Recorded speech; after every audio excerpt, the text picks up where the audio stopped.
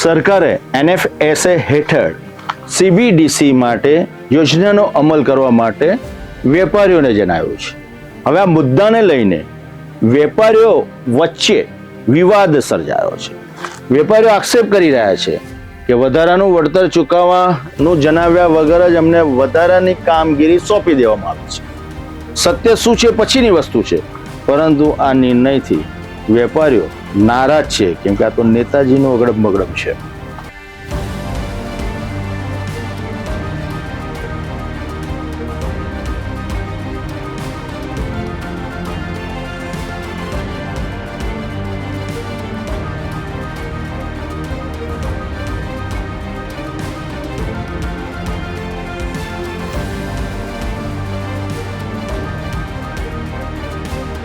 રાજ્ય સરકાર NFSA હેઠળ લાભાર્થીઓ માટે સેન્ટ્રલ બેંક ડિજિટલ કરન્સી એટલે કે CBDC સિસ્ટમ અમલમાં મૂકવાની તૈયારી કરી રહી છે.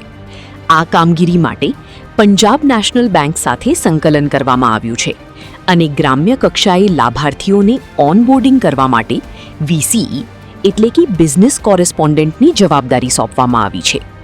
માહિતી મુજબ VCEને એક રેશન કાર્ડ દીઠ ₹20 વળતર ચૂકવવાનું નક્કી કરવામાં આવ્યું છે.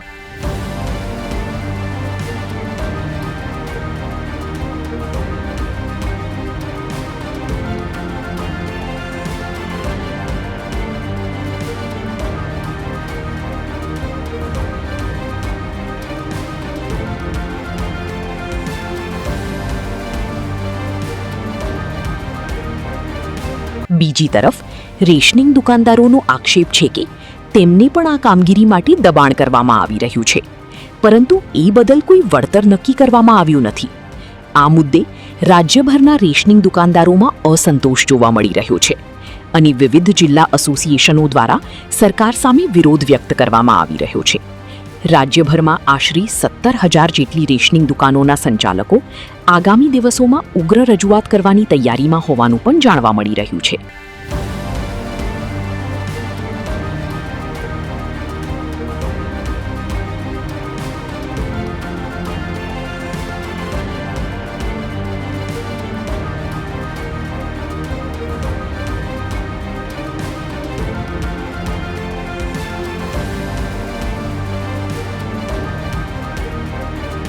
રેશનિંગ દુકાનદારોની માંગ છે કે જો સરકાર CBDCની કામગીરી FPS સંચાલકો પાસેથી કરાવવા માંગતી હોય તો તેના માટે સ્પષ્ટ પરિપત્ર બહાર પાડવામાં આવે.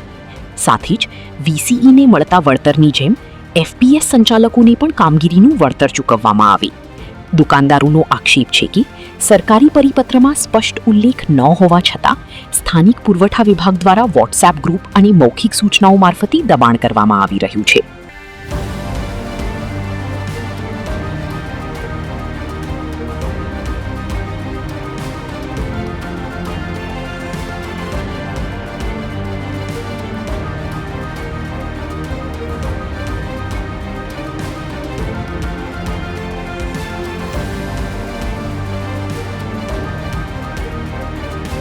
CBDC યોજનાના અમલને લઈને પુરવઠા વિભાગ અને વેપારીઓ વચ્ચે એટલે કે રેશનિંગના દુકાનદારો વચ્ચે વિવાદ સર્જાયો છે, ગજગરા ઉભો થયો છે.